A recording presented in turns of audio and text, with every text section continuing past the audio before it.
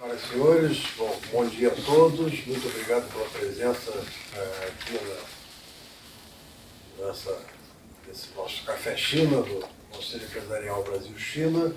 Eu queria agradecer também inicialmente ao embaixador Waldemar Carneiro Leão, ex-embaixador do Brasil na China, pela gentileza de se dispor a falar novamente sobre mais ou menos o mesmo tema no nosso Café China.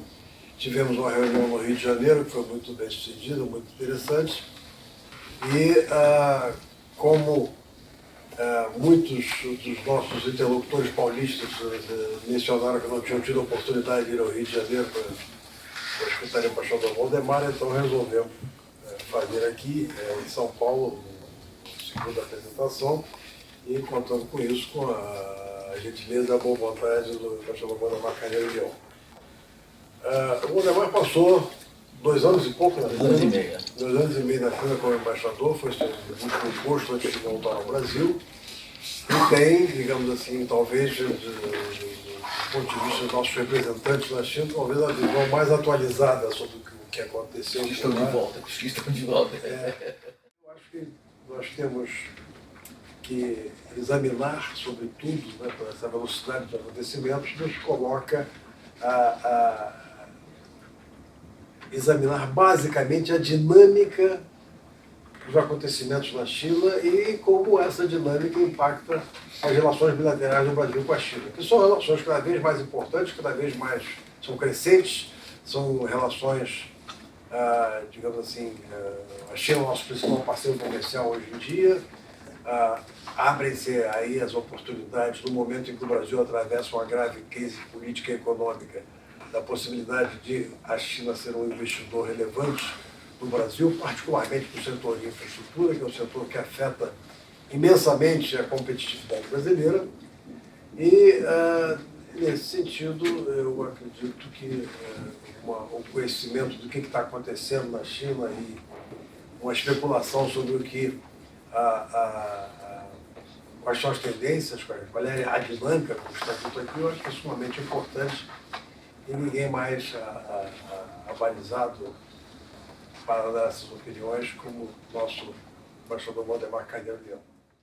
Com a palavra, Waldemar, por favor. Muito obrigado, Luiz Augusto. Muito obrigado pelas palavras generosas. Eu sei que eu sou a pessoa mais abalizada, é um pouco dizer para os filhos, mas enfim, eu acho que estando diante de pessoas, ou estamos aqui, que conhecem a China, me propor apenas a levantar indagações e colocar alguns aspectos que têm, digamos, de certa forma, uma perspectiva que é minha, que é subjetiva, que é impressionista, se os senhores quiserem, muitas questões, e, portanto, são perfeitamente questionáveis, debatíveis, mas esse é o objetivo, é provocar um pouquinho a discussão diante dos senhores que conhecem aquele país.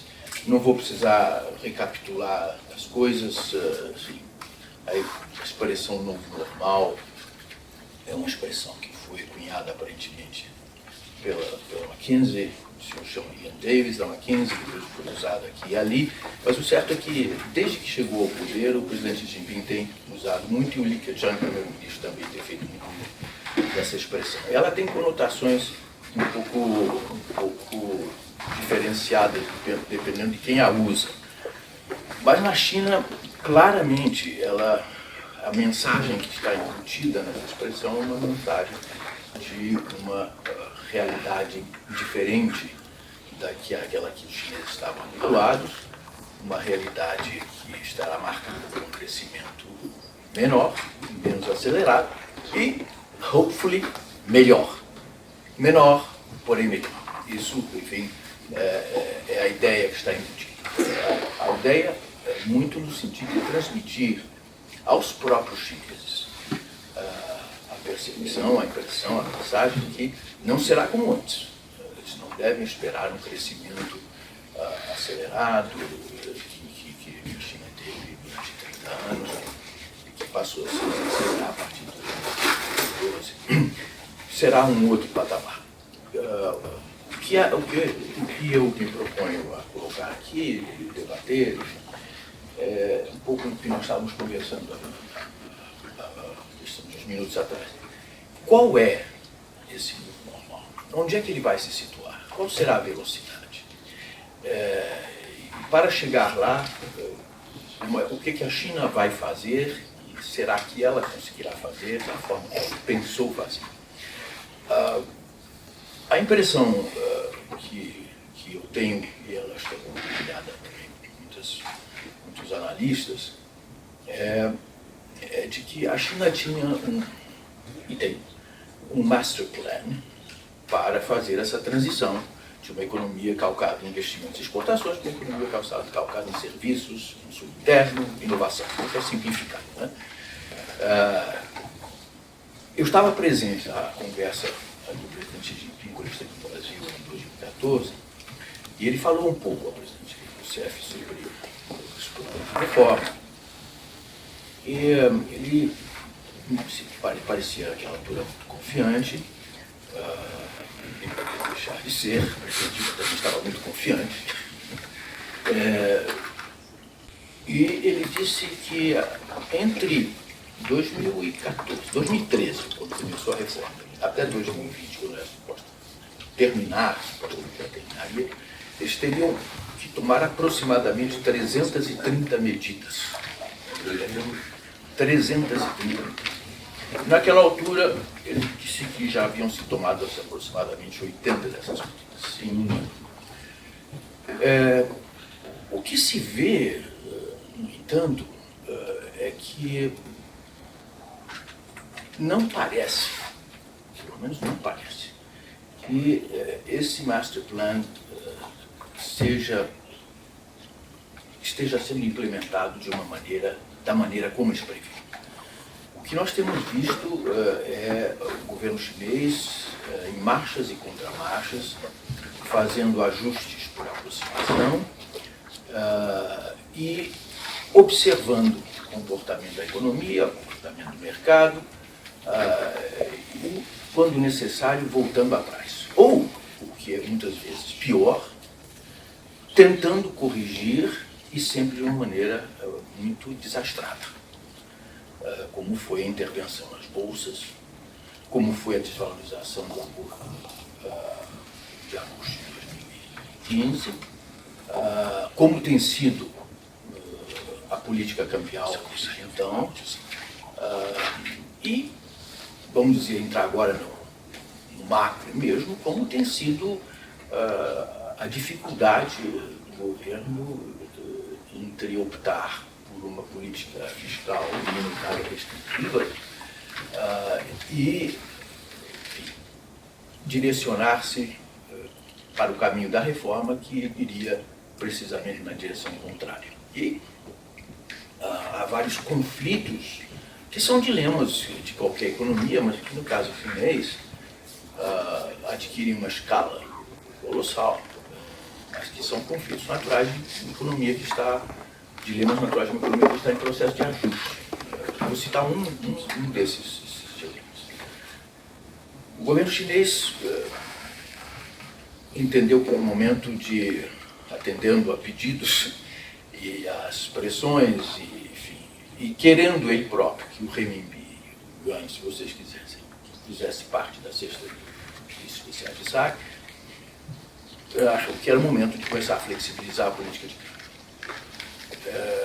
Mas, quando fez de surpresa, foi em agosto do ano passado, que causou um rebuliço completo no mercado, porque ninguém entendeu.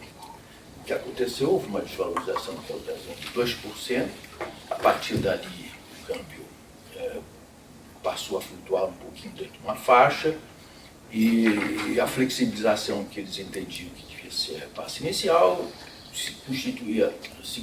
consistia basicamente que o câmbio no dia seguinte abria com uma faixa que se situaria no ponto de fechamento do mercado no dia anterior. E assim começou a operar, mas foi um grande, vocês se recordam, um grande rebuliço no mercado naquela ocasião.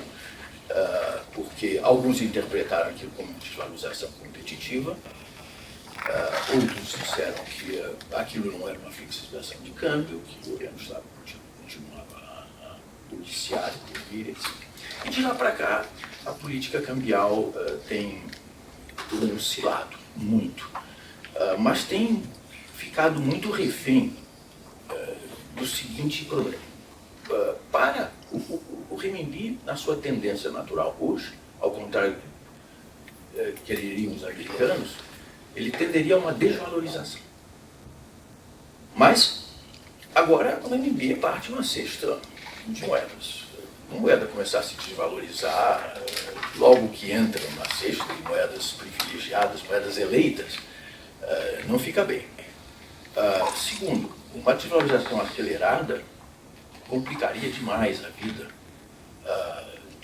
das empresas chinesas que estão se endividando no exterior.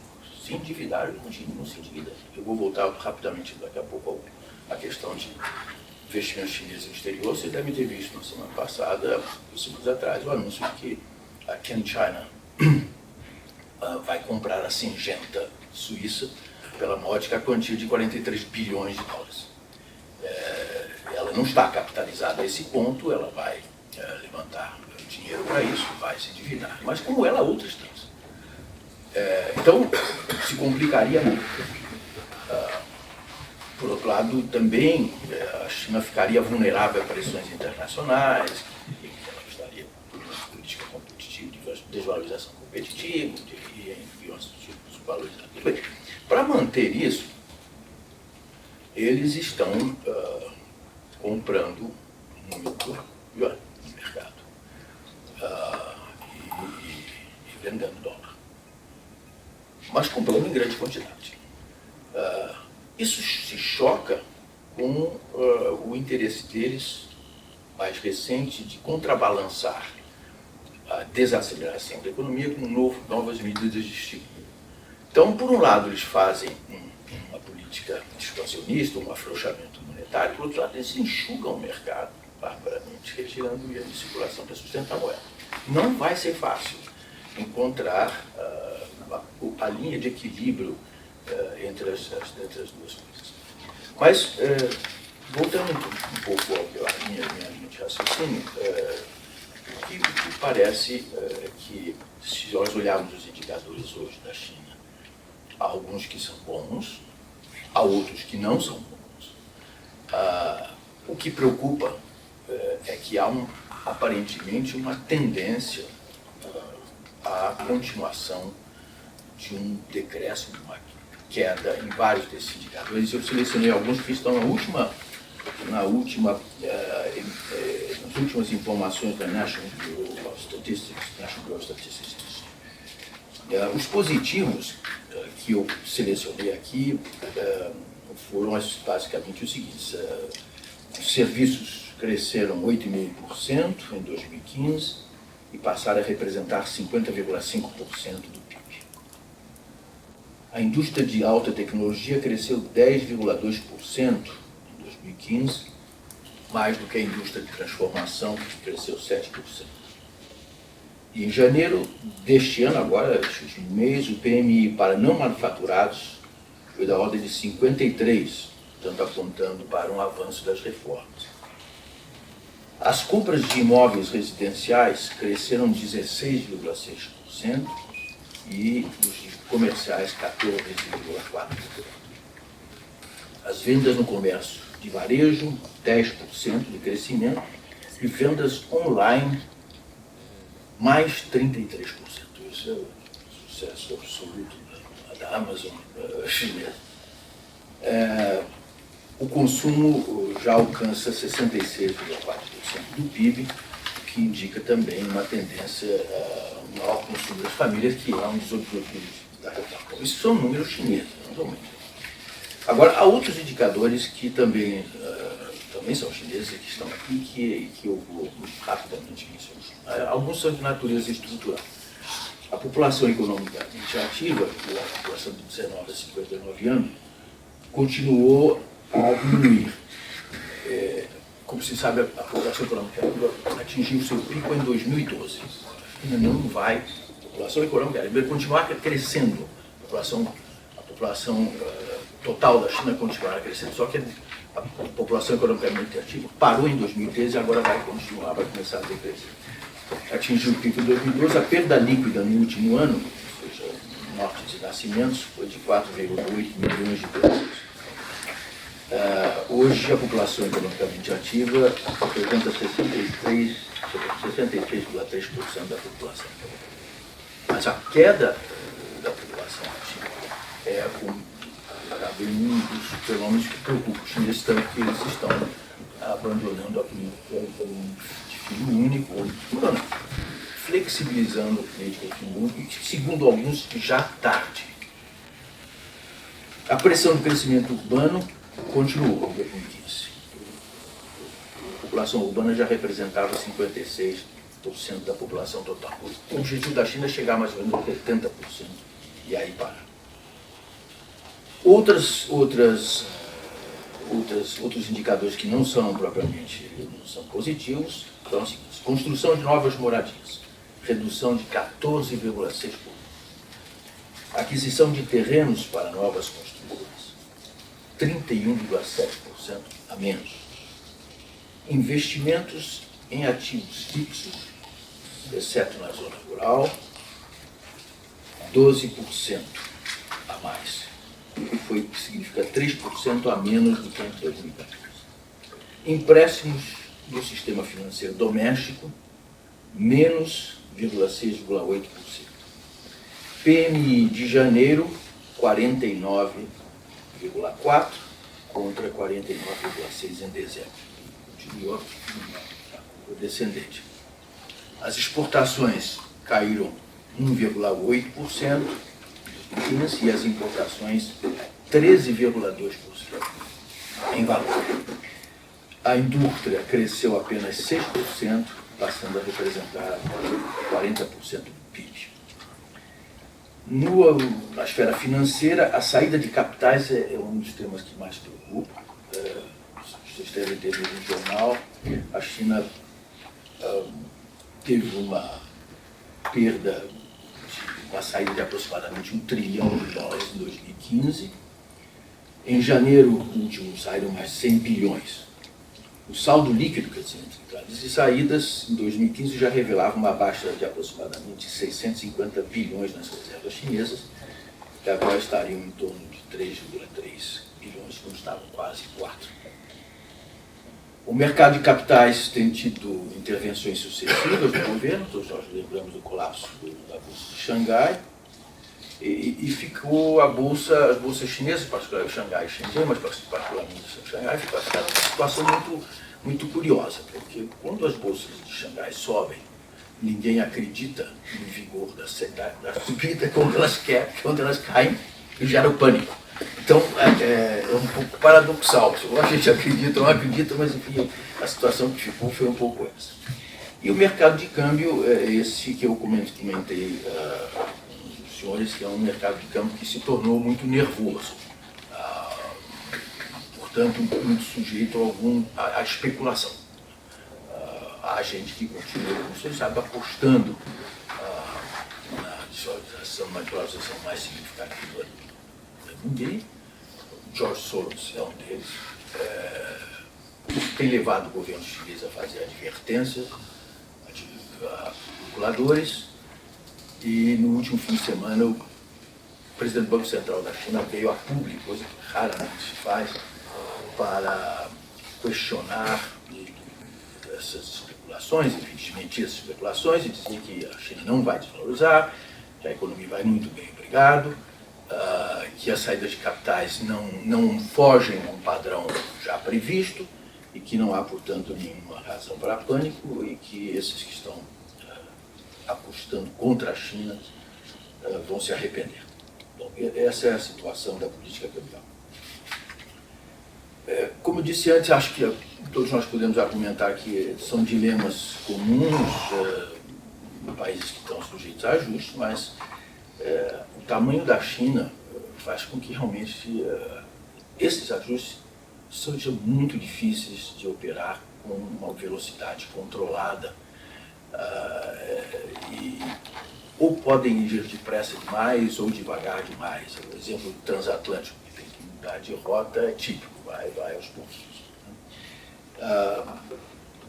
O problema será interno, antes de mais nada. Sempre é um ponto que eu enfatizo muito. A China tem que criar 10 milhões de empregos por ano, urbanos. Esse é o tamanho da migração interna anual, não é daquela flutuante que vai e volta. Essa vai e fica. Esse já é um número líquido. Se o crescimento das indústrias e serviços que dão empregos urbanos não for tal que assegure a absorção dessa mão de obra, haverá problemas sociais graves. Esta geração de chineses que está aí habituou-se a pensar que, uma vez que sai do campo com imensa dificuldade, porque geralmente deixa a família, ficam atrás a mulher e a criança, e ficam atrás porque, se não ficarem, eles perdem acesso aos serviços públicos. O sistema de residência civil, de certidão civil, fixa o homem naquela localidade. Ele não é que ele não possa se movimentar pela China, pode trabalhar. Só que, se ele quiser matricular o filho na escola, ele tem que comprovar que ele está vivendo lá, ou a mulher. Se ele quiser ao hospital em outro lugar que não o lugar de nascimento dele, que é o sistema de Hukou, que o governo chinês diz estar reformando, mas que é, inclusive, uma tragédia humana. Mas é no contrato de trabalho? Não. Hoje o que acontece é isso. Algumas empresas já dão facilidade de acesso a hospitais, etc. Mas nasceu naquele lugar você tem aquela certidão. E ali você tem acesso aos serviços públicos. Hospital, educação e financiamento da casa própria. Você saiu dali, você chega ao hospital em Pequim, entra, cadê o seu robô? Eu nasci em Chongqing, então você tem que voltar para lá.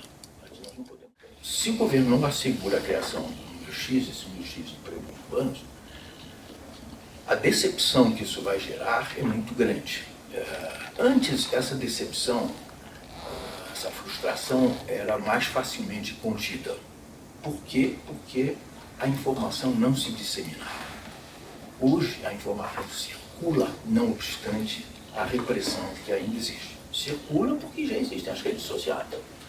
E apesar da censura que o governo faz nas redes sociais, eles encontram forma de driblar a crítica ao governo. É algo que se vê, que circula. A crítica à corrupção é algo que circula e não é outra razão pela qual o governo está batendo duro na corrupção, combatendo a corrupção muito afim, que se não solapa a autoridade moral do partido. Então, a informação circula. E essa informação hoje de uma China que desacelera, de uma China que não gera, que não está gerando um número de emprego, que não pode sair do campo, não vai necessariamente encontrar emprego na cidade, etc. Isso aí geraria muita insatisfação. E insatisfação e instabilidade social na China é algo muito perigoso. É muito perigoso. E o governo não vai correr esse risco. Não vai correr esse risco. Bom, então, no fundo, esse grande tema. O novo normal, ninguém sabe o que é.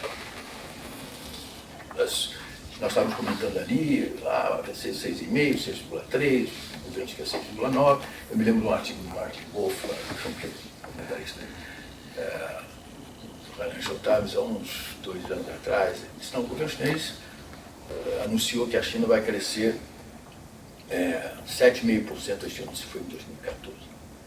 And so it will. Então, essas coisas têm que ter tomadas com muito grande saldo. E aí vem aquela história dos famosos índices, chamado índice Likert. Não sei se todos devem ter ouvido falar nisso. O Wikileaks, acabou saindo no Wikileaks que o Likert teria confidenciado a um embaixador estrangeiro, não foi o embaixador do Brasil, você pode dizer, que ele próprio não acreditava nos índices da National Bureau of Statistics, e que ele recebia ele queria ver outros indicadores para avaliar o crescimento da economia chinesa. E aqui, basicamente, 3. A gente que diz que são 5, 6, mas seriam 3. Empréstimos bancários, consumo de energia elétrica e fretes. E com base nesses três é que ele mais ou menos sentia se estava em crescimento. O índice de crescimento, a taxa de crescimento anunciado deve ser tomada apenas como uma referência que deve ser levada a sério com um grau de precisão, expressão um grau de precisão absoluta. Então, já existe o tal do Keqiang, o índice de Keqiang, empresas de consultoria que se dispõem, que se propõem a fazer levantamentos com base no índice de Keqiang, enriquecido ou não enriquecido, índice de Keqiang Plus.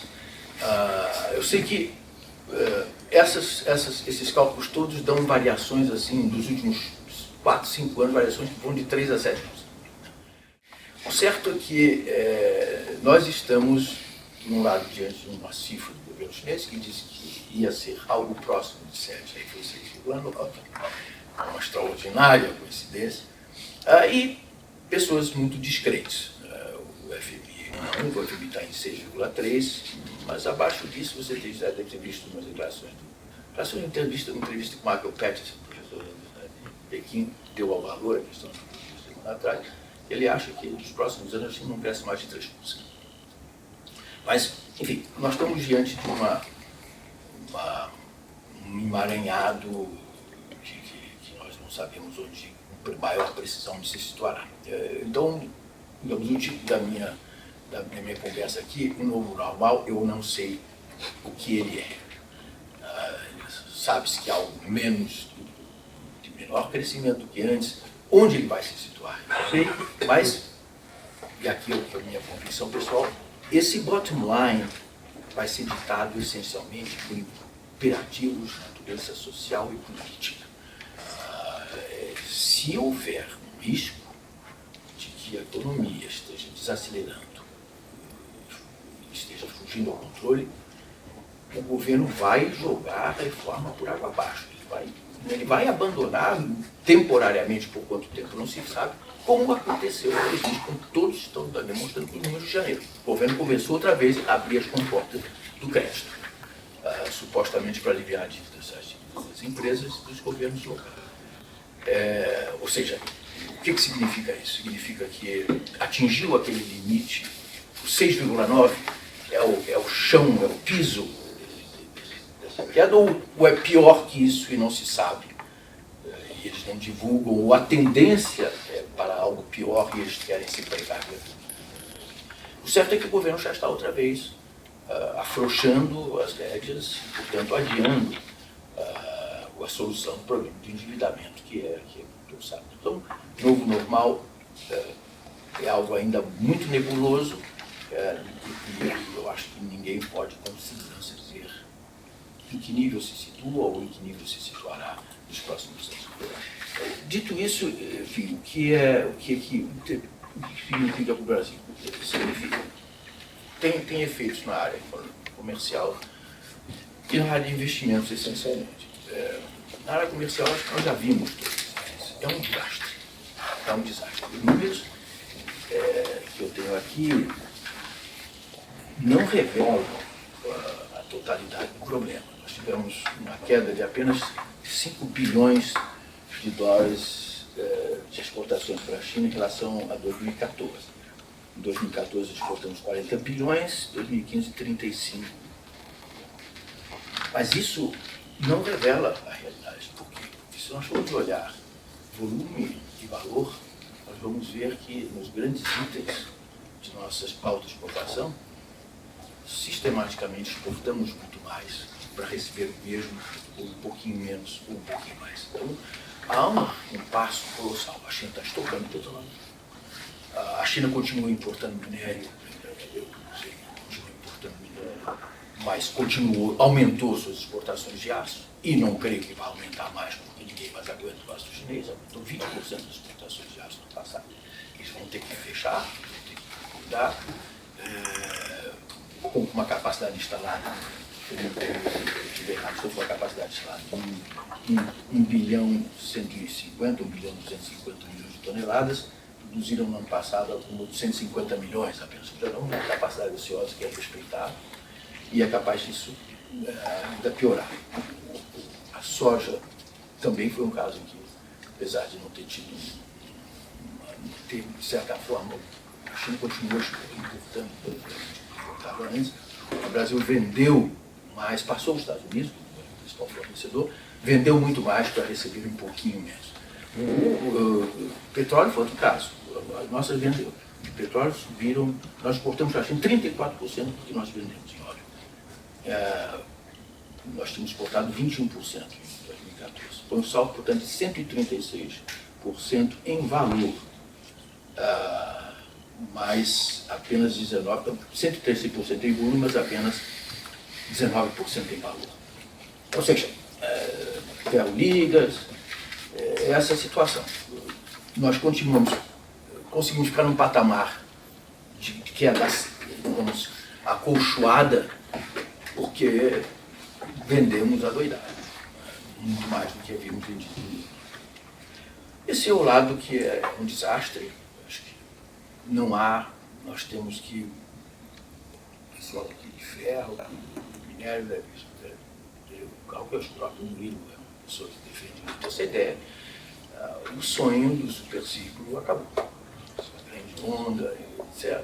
A China não vai voltar a crescer, não vai ter condições de absorver o que absorvia e não há ninguém para substituir a China. Essa é a realidade. O minério se recuperará, certamente, mais pela saída, possivelmente, do saneamento do mercado do lado da oferta do que o aumento global da demanda. O mesmo se aplica a petróleo. Para o agronegócio, não. Para o agronegócio, eu acho que as perspectivas continuam boas, desde que e sempre que a renda dos chineses continue crescendo. Mas eu acho que é um efeito devastador isso que a gente começa a fazer com a China.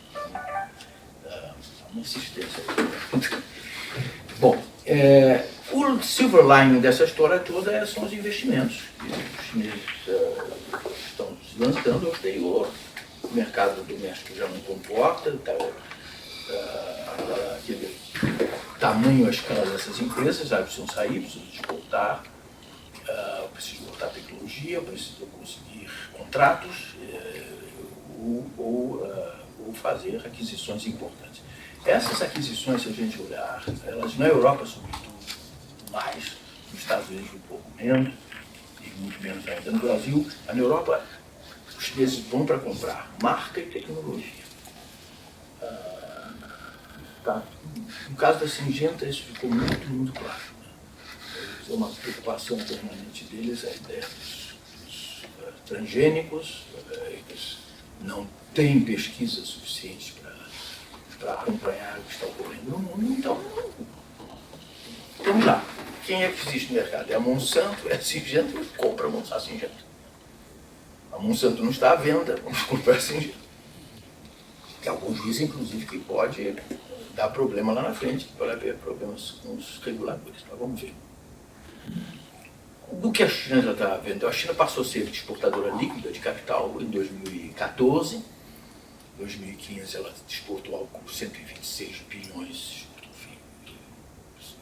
investiu fora 126 bilhões de dólares. Desses 126, com sorte, segundo os dados da Heritage Foundation, com sorte o Brasil tirou um pedaço bom, bem melhor do que anos anteriores. Eles dizem que nós recebemos algo, eles fazem um investment tracker, achando que nós recebemos algo como 5,5 bilhões de dólares de investimentos chineses em 2015, contra 22, por exemplo, dos Estados Unidos, o que é uma posição razoável, mas foi uma coisa de Libra e aquisições da Freeport. Mas acho que o Brasil tem condições de receber um montante razoável, se conseguir pôr a sua casa em ordem, sobretudo se conseguir colocar na praça os editais que tem que colocar, abrir essas concessões, etc. Quando abrem, os chineses vêm.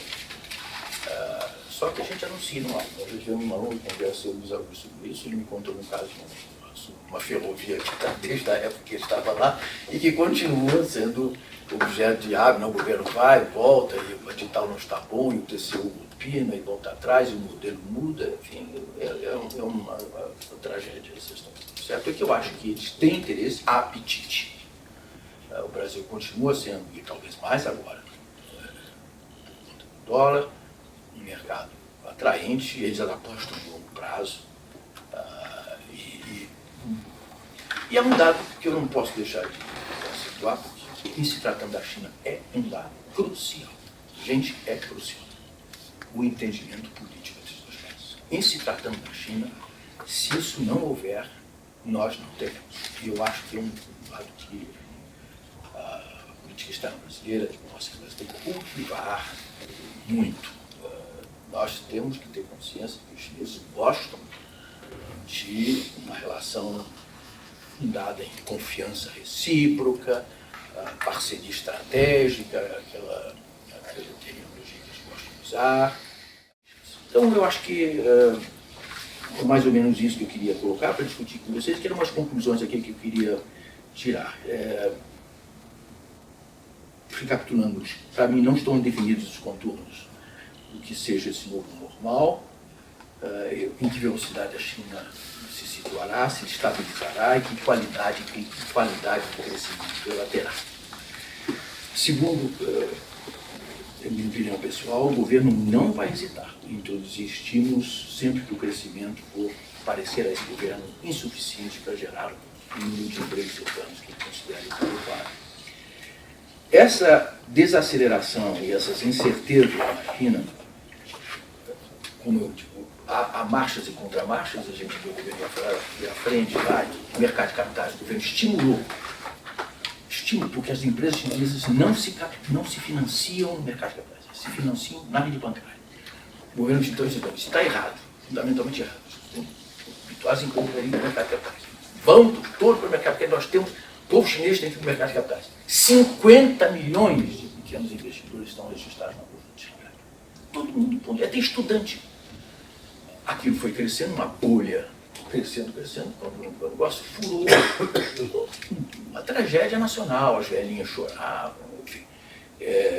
Então, há marchas e contramarchas aí, a impressão que tem é de que esse painel de controle que todo mundo achava que os chineses tinham, puxa aqui, aperta agora um botãozinho. Não, isso não é verdade, não está se mostrando verdadeiro. Eles têm os objetivos, mas o roadmap está complicado.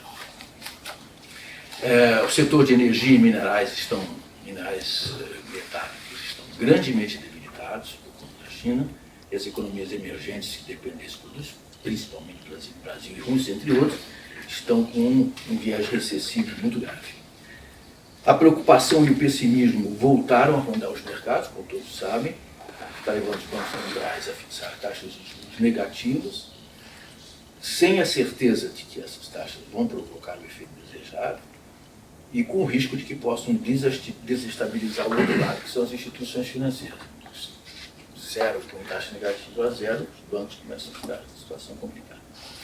Os emergentes, então, começam agora a ser afetados pela desaceleração chinesa via canal de comércio. Uma recessão generalizada entre os países pode ter um efeito de contágio, afetando a economia global, no momento em que a economia sequer se recuperou plenamente da crise. Então, minha conclusão um pouquinho provocadora é dizer que, enfim, a crise de 2008 começou a ser uma crise imobiliária e financeira nos Estados Unidos, alastrou-se para a Europa pelo canal financeiro e atingiu a dívidas soberanas. Na segunda fase, se a terceira fase vier, ela será na China e nos emergentes. Mas é isso que eu queria colocar para conversar com vocês. Muito obrigado.